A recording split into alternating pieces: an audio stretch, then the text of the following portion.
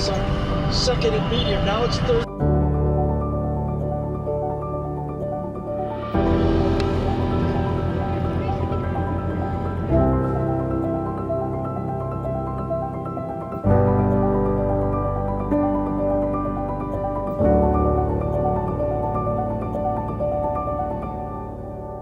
Hey guys, and welcome to our beautiful campsite here at Bear Creek Lake Campground in Lakewood, Colorado.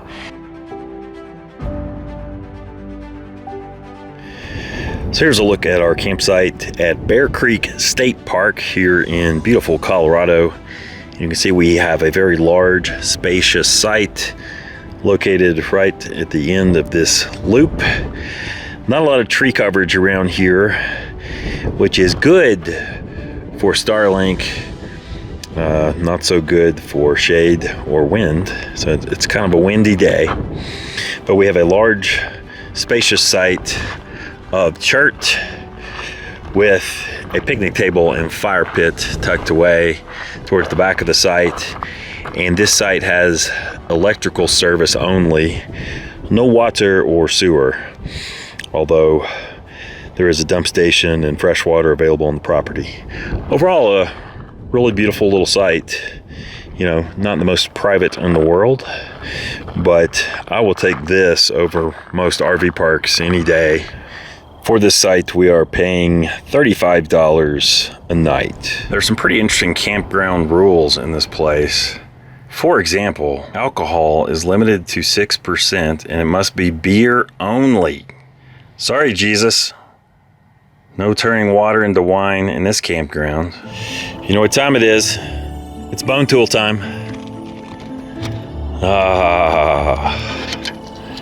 Yep, there it is.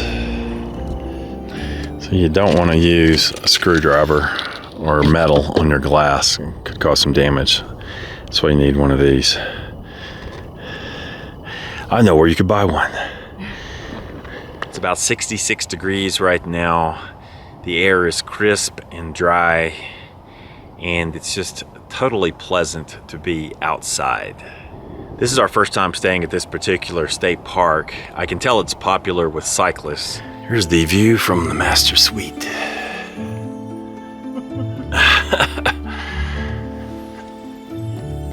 I like it. We've had a fantastic week this past week as we traveled from Kansas. And I gotta admit, that drive across Kansas makes no one's list of top 10 scenic drives in America, all the way over to Colorado.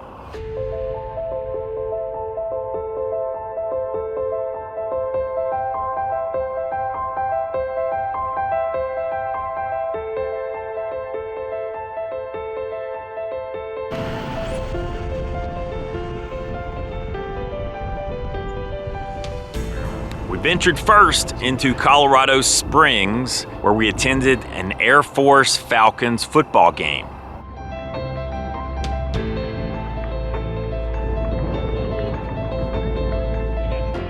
First of all, I want to talk a little bit about the tailgating scene.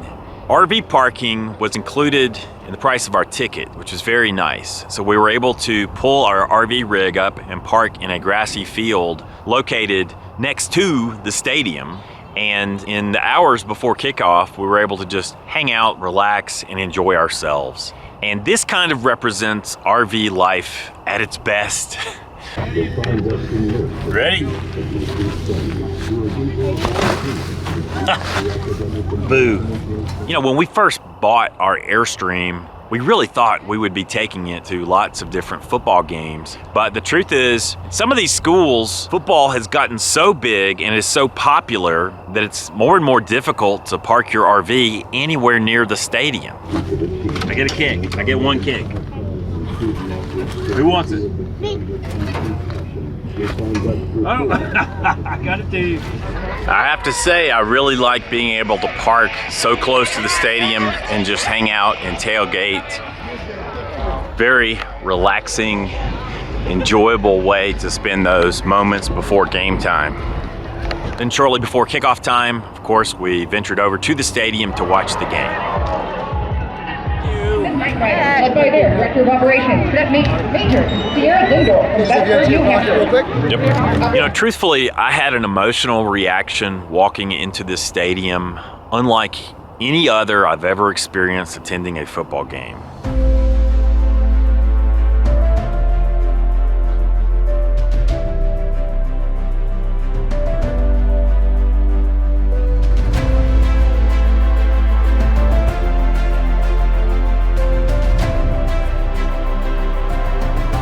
In attendance are all the different cadets who are currently attending the Air Force Academy.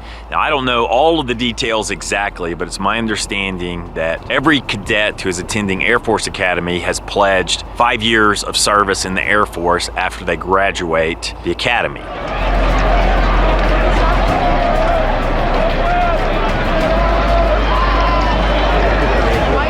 And really, it's kind of exciting being around young cadets who are so fired up about football and fired up about life at that really special time in their lives, you know, on a Saturday night, having a good time watching a football game. They're in their military uniforms, and there's something about that that is also kind of sobering, frankly.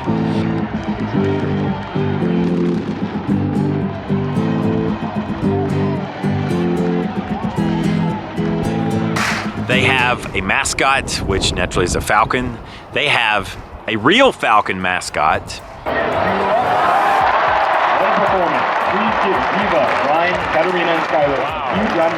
And they have, of course, a guy walking around in a suit, falcon mascot.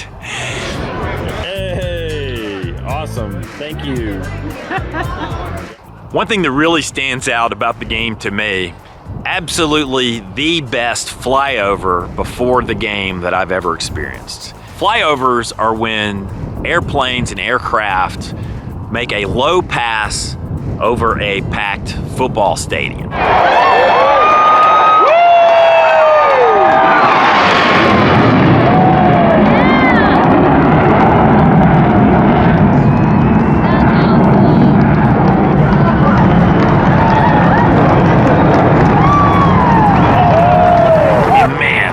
It was so loud, like the ground is shaking kind of loud.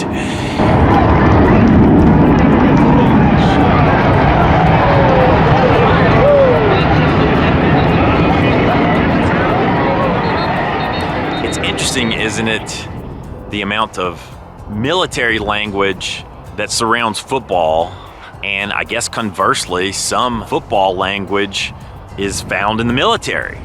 As George Carlin famously observed, the object of the game of football is for the quarterback, also known as the field general, to be on target with his aerial assault, riddling the defense with holes by firing bullets at his receivers with deadly accuracy, in spite of the blitz, working sometimes from the shotgun formation. With short bullet passes and long bombs, he marches his troops downfield deep into enemy territory, balancing this aerial assault with a sustained ground attack that punches holes in the forward wall of the enemy's defensive line. So yeah, there's a little bit of crossover between football and military terminology. Harry Harris into the end zone. That's explosive Falcons touchdown.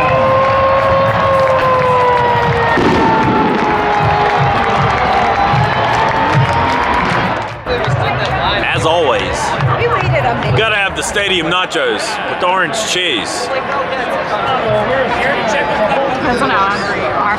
I will consume things in a stadium that I would never eat outside the stadium.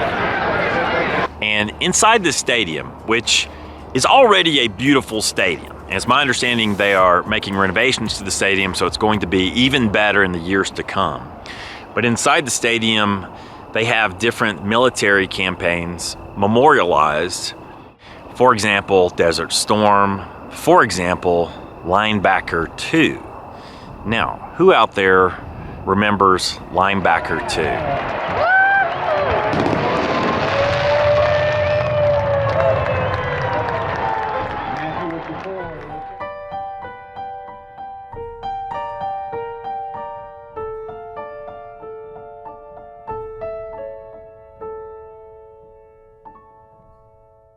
Linebacker 2 was a bombing campaign during the Vietnam War from December 18th to December 29th, 1972.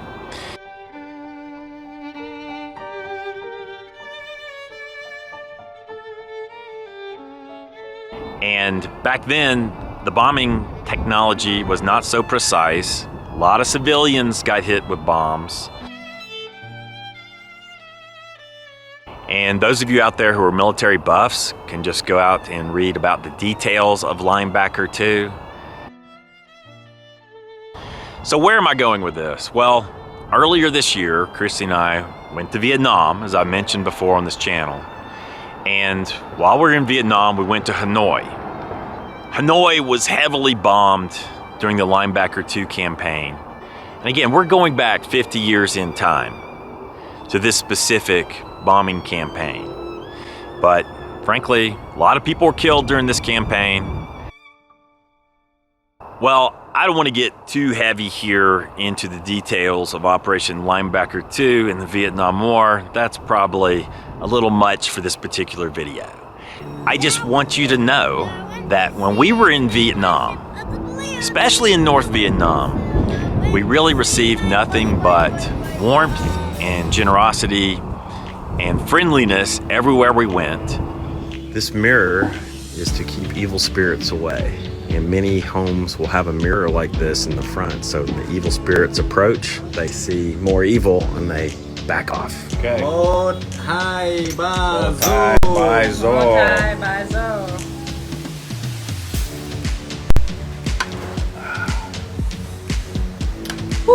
Not bad. It's got a little bit of afterburn. One afternoon, I was hanging out on a Hanoi sidewalk with this local lady who would basically sell snacks and beverages and so forth to passerby.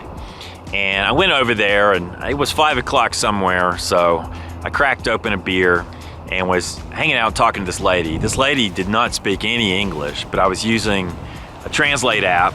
So I would speak in English to the translate app, it would translate, and then we would have a conversation back and forth. And we actually kind of bonded and formed a friendship over the course of several days there in Hanoi. But one day I'm hanging out with this lady on the sidewalk, and this motor scooter races up, screeches to a halt right in front of this lady's little shop. And there's a 70-something-year-old woman on the motor scooter. Her name is Thuy. So this 70-something-year-old, grandmotherly Vietnamese lady hops off her motor scooter, and she says in Vietnamese, "Give me a beer," and of course her friend breaks out a beer. She cracks open a beer, lights a cigarette, and plops down on a stool there on the sidewalk, and we just hang out and talk for a while. And this lady is just super cool and friendly to me. And just looking at this lady, I know that she probably lived in Vietnam during Operation Linebacker 2, right? And we had a great conversation, and she in fact invited me to dinner at her home. And we may take her up on that when we revisit Vietnam next year. So when I saw Linebacker 2 in the stadium, my thoughts went back to Hanoi and to Thuy.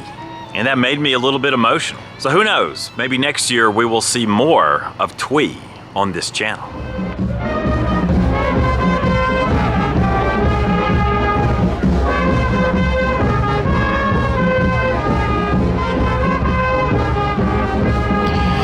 Yes, we have lingered. An hour or two has passed since the conclusion of the Air Force football game. And you can see that most people around here who were tailgating earlier have cleared out.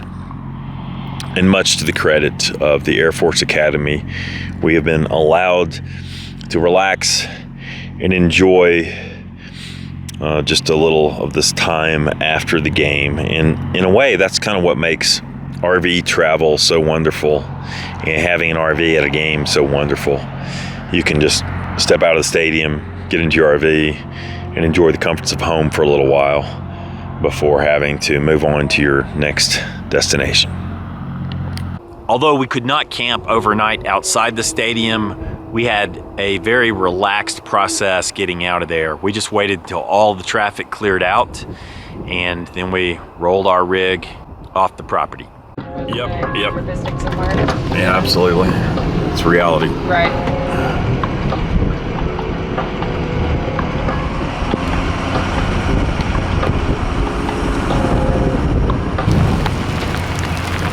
So we just arrived here at Garden of the Gods, and we're being chased away by the weather. Sometimes when you're traveling, you do have bad weather days. And we've got a lightning storm blowing through this area, and I think self-preservation will rule the day. We're gonna back off a little bit.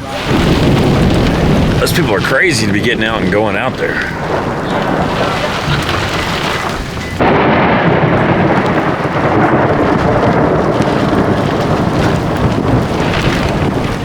I am happy to report that the worst of the storm appears to have blown over, and we actually have some blue sky making an appearance. So our visit to the Garden of the Gods is not in vain. Do not take the Garden of the Gods visit in vain.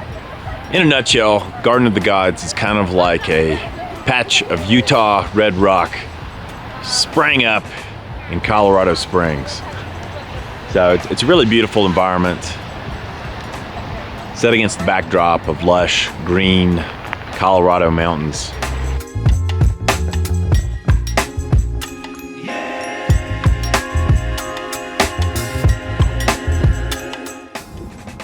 We went to a couple of different burger joints while we were in town. The first was a gourmet, artisan, craft, bespoke burger joint. Even the ketchup is craft. The second, good old-fashioned In-N-Out burger. Now, which burger do you think was best? You got it. In-N-Out burger was the best. As I suspected, much better than Kraft Burger. So that's it, guys, a look at the game day experience at the Air Force Academy. I hope you're enjoying these videos. You know, I have received some requests for more wiener jokes and generator reviews. And yes, at some point in the future, we will return to wiener jokes and generator reviews, probably combining those two categories. But in the meantime, we're trying to do something a little bit different. We are going to continue traveling to cool places and sharing those travels with you. As always, thanks for tuning in. This has been yet another episode of Long Long Honeymoon, where we say, lo lo ho. So obviously this is pretty heavy stuff, but this entire area is dedicated to the history of the American War, the Vietnam War, and really has a number of incredible displays, very emotional displays about what went on during the war and what has transpired after the war.